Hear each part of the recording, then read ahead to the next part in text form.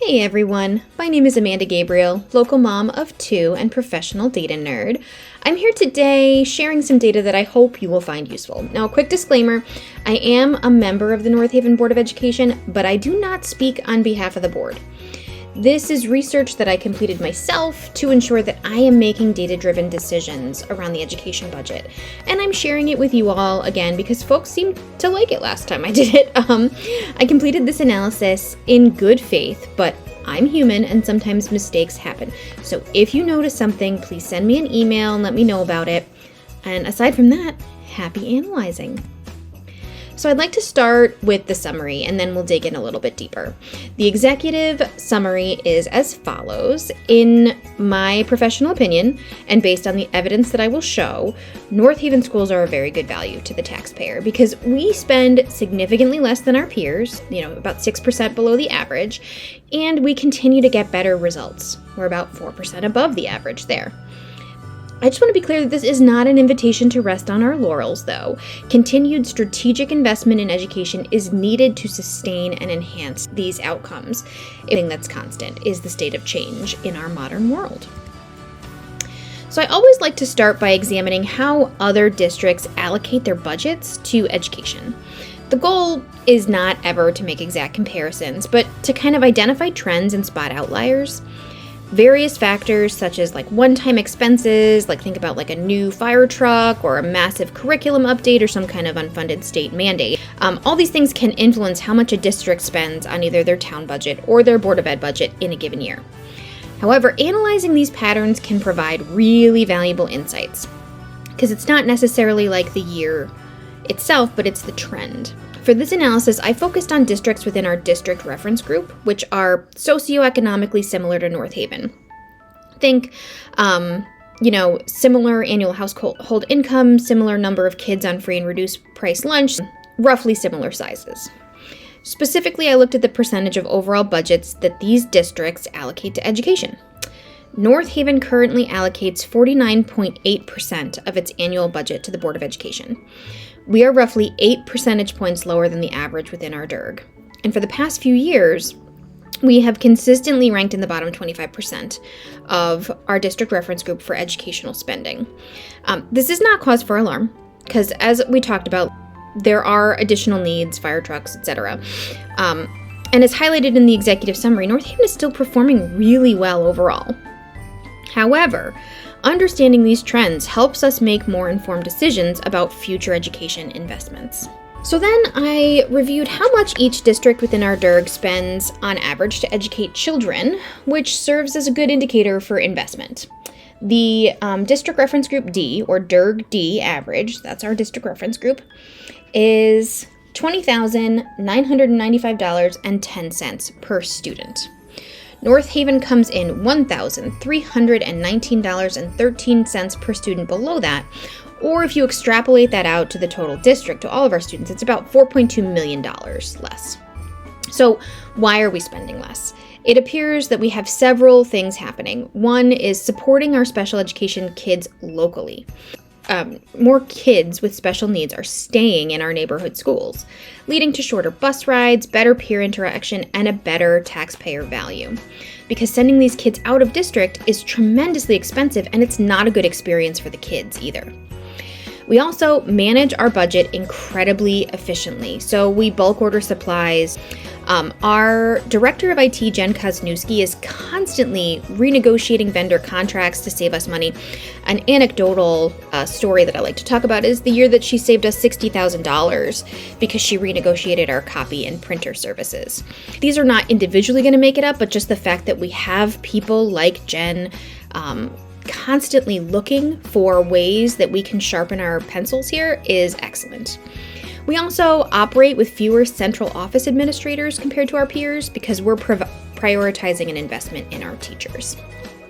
So while North Haven spending closely matched the DIRG D average in the past, it's recently diverged and fallen significantly lower than the average.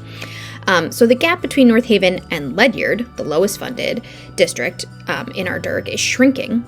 And the gap between North Haven and Old Saybrook, which is the highest funded district in our DIRG, is widening. This trend actually is a little worrisome to me. And by examining the broader context, we can discern whether these changes are anomalies or they reflect a sustained pattern. Each district in the state is going to have unique challenges, but long-term trends demand attention to ensure we're maintaining competitive investment in education. Okay, so this next slide is the most critical issue in this presentation. North Haven consistently ranks in the bottom 25% of our DIRG when it comes to state funding.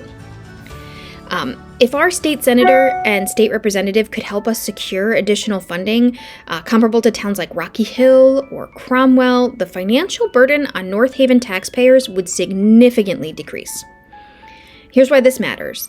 So, public school funding in Connecticut comes from 3 primary sources: property taxes, which are here, local, in North Haven, the state, and then federal contributions. However, most districts outside of the major cities receive really minimal federal aid. The grants like the excess cost grant are often unreliable and inconsistently funded as well. If North Haven were funded at the average level for our DIRG, we would receive an additional $9 million annually from the state. That is $9 million that would not need to come from local property taxes. And if we remember on the previous slide, we are currently $4.2 million below the DIRG-D average in per pupil expenditures. So achieving parity would not only bridge this gap, but it would also return $4 million plus annually to the North Haven taxpayers. It is important to note that I am not advocating for taking funds from struggling districts like Hartford or Bridgeport, nor am I comparing us to wealthier districts with really high tax bases that can afford to spend $30,000 per student annually. Instead, I am looking at peer districts with similar socioeconomic profiles. Our elected officials must advocate more effectively to bring equitable state funding back to North Haven. Doing so will alleviate a big chunk of the financial burden that we place on local taxpayers, allowing us to continue investing in our schools while maintaining a very strong community. Okay, that was a little bit of a bummer, but let's talk about my favorite part now, right? This is outcomes. I think the phrase, "is the juice worth the squeeze?" is so funny. It's a very lighthearted way to ask if the effort is paying off. And in this case, the answer is a resounding yes. We can see this in the Next Generation Accountability Index, which offers a comprehensive view of district performance. So, unlike traditional metrics that focus solely on standardized test scores, this index evaluates academic achievement, access to opportunities, and college and career readiness, giving us a more well-rounded measure of success. The DIRG-D average is 76.97. North Haven is over 80, which is awesome. I cannot tell you how great it is for North Haven to have, the first number in that series start with an 8. That is an achievement. I look at this data regularly. I'm just tremendously proud of all the work that our teachers and our kiddos have done to get us here. And for several years, North Haven has consistently performed in the top half of our district reference group. But more recently, we've been climbing even higher, edging closer to the very top of DIRG-D rankings. And this demonstrates that our investments and efforts are really delivering outstanding results. I'm not going to drain this slide, but this is just some frequently asked questions that I get, like on specific calculations or, what about bonded projects?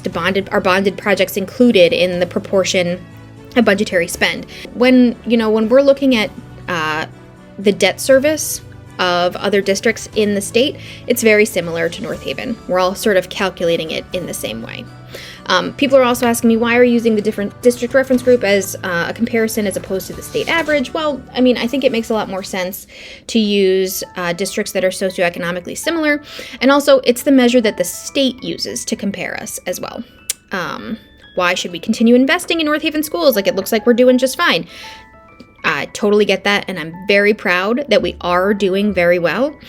But success in education is not at all static. And, this world is changing rapidly, and we need to make sure that we are, in a very reasonable and responsible way, keeping up to date with what we need to do to keep our kiddos set up for success. And then, what are the benefits of having good schools anyway? So strong schools enhance property values, attract families to our town, and potentially build a well-educated workforce that will help us drive long-term economic growth, right? So the goal here is to make sure that we have an educated community that can live and work in North Haven for the long term. Just a fun little anecdote is when we moved into our home here in North Haven, we had this sticker that came on the wall in our garage that says, "North Haven is proud of its kids, the best in Connecticut." And it was very clear that the prior owners to this house were very proud of our schools as well. And we have since participated in the grand tradition of adding stickers to the wall in the garage. So in conclusion, it is very important that we continue to invest in public education because this helps our kiddos. It helps to set them up for success. We are definitely maximizing every dollar that we're getting. You can see it in our results. We're performing better than other districts within our district reference group, and we're spending less. We're also promoting excellence where our students really do achieve above average results. This is one of the things that makes me so incredibly proud of our town. We do value education. We do value prioritizing our kids' futures and our community's prosperity. So let's ensure that we maintain this source of pride and success by committing the resources we need. If you have any questions or would ever like to dive into more of these numbers, please don't hesitate to reach out to me. You can email me anytime at Amanda, the letter K, and then Gabriel, Gabriele, @gmail, or you can go to my website, amandakgabriel.com. And I'm happy to talk with anybody about questions, about concerns. I encourage the discourse. Thank you so much for listening to my presentation, and I really hope that you enjoyed the data as much as I do.